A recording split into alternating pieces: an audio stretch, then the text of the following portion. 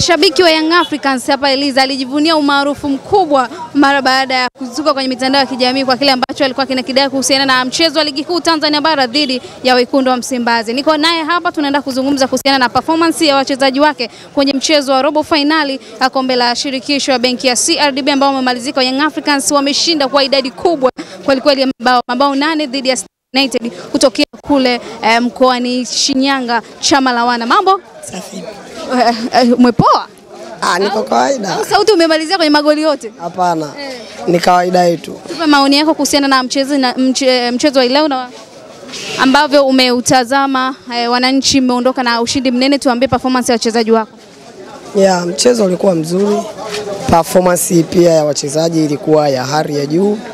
Haijalishi kacheza na timu ligi daraja la kwanza na wachezaji wa Stand United wana kiwango cha aina gani, lakini yote kwa yote bado unaendelea kuwapongeza Young Africans na wachezaji kwa utayari wao ambao wameuonyesha, kwa sababu wanajua umuhimu wa huu mchezo na wao ndio walioshikilia taji la CRDB, ndio watetezi. Kwa hiyo bado walikuwa na chachu ya kushinda. Haijalishi wangeshinda kwa idadi gani ya magoli, lakini kilichokuwa kinatakiwa ni kushinda na kuweza kufuzu kwenda hatua inayofuata. Kwa hiyo unawezaje kutetea mataji kama sio kwa kushinda mechi zako ulizonazo? Kwa hiyo unatakiwa uanze kwanza kushinda mechi, then uangalie kilichoko mbele yako. Kwa performance ya wachezaji, wameonyesha performance nzuri, ila unawapongeza pia Singida, pamoja na kwamba hawakufanikiwa kupata matokeo. Ni vile wameshindwa kuwaheshimu Young Africans, kuwa respect kwamba Young Africans wana wachezaji wenye quality ya kiasi gani, kwa uwezo wa mchezaji mmoja mmoja anao uwezo wa kuamua matokeo nje ya uwanja na hata ndani ya uwanja. Wameshindwa kujifunza kwa Songea walichokifanya Songea kwa kuja na mentality ya kuwazuia Young Africans kupata idadi kubwa ya magoli. Wameweza kuruhusu idadi kubwa ya magoli Singida na Stand. Bado haiondoi kwamba wao ni timu bora inayoshiriki ligi ya champion. Wako nafasi ya 3 kwenye ligi ya champion. Wanao uwezo wa kurudi kwenye viwanja vya mazoezi wakafanyia mazoezi kile walichokikosea kwenye uwanja wa kazi, na mwisho wa siku wakaenda kukifanya kwenye eneo la kazi, kikawapa faida itakayowafanya wao wapande moja kwa moja pasipo kucheza playoff. Wasijisikie vibaya kufungwa goli 8 na Young Africans. Kwanza wanatakiwa wajisifu, wamethubutu kuja kukutana na Young Africans na quality ya wachezaji wa Young Africans kuweza kukompiti nao na kuweza kuruhusu magoli yote. Ipo siku watakutana na Young Africans, watapunguza idadi ya magoli hii waliofungwa. Unasema kwamba wameshindwa kuheshimu Young Africans kwa namna ambavyo performance ya wachezaji ambavyo ulikuwa unaitazama. Uone kama ndio performance yao ya mwisho ambayo ilikuwa nayo? No. Ukishajua naenda kukutana naye anacheza ligi kuu. Mbali na kucheza ligi kuu, ndiye anayeongoza ligi, ndiye aliyeshikilia taji la CRDB, ndiye aliyeshikilia taji la ligi. Kwa hiyo natakiwa nipunguze idadi ya magoli. Siwezi kukompiti naye. Natakiwa sasa, kama sio kupaki basi, niweze kushambulia kwa kushtukiza ili nimwache acheze mpira, mimi niweze kutumia counter attack niweze kumdhuru, kitu ambacho yeye alitaka kupishana na Young Africans ya magoli. Songea alikuja na mentality ya kuzuia asifungwe idadi kubwa ya magoli. Aliweza kukaa chini, aliweza kukaa nyuma ili kumzuia Young Africans asiweze kutengeneza nafasi nyingi.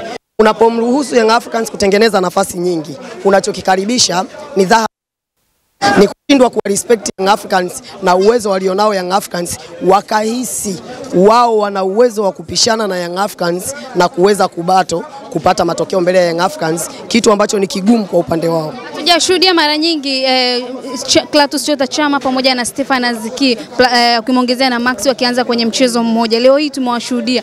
Unaweza kuelezeaje partnership hii ambayo Pacome ambaye ameonekana yuko katika mchezo huu akaanza kuanza wote watatu? Mimi nadhani mwalimu anakuwa anaingia na mpango mkakati kulingana na mechi anayokuwa anaiendea kwa Geri Aziziki na Clatous Chota Chama, kwa sababu unaangalia hawajawahi kucheza hivyo kwa takribani mechi kadhaa, hawajawahi. Nadhani ni mechi moja tu ambao wamewahi kucheza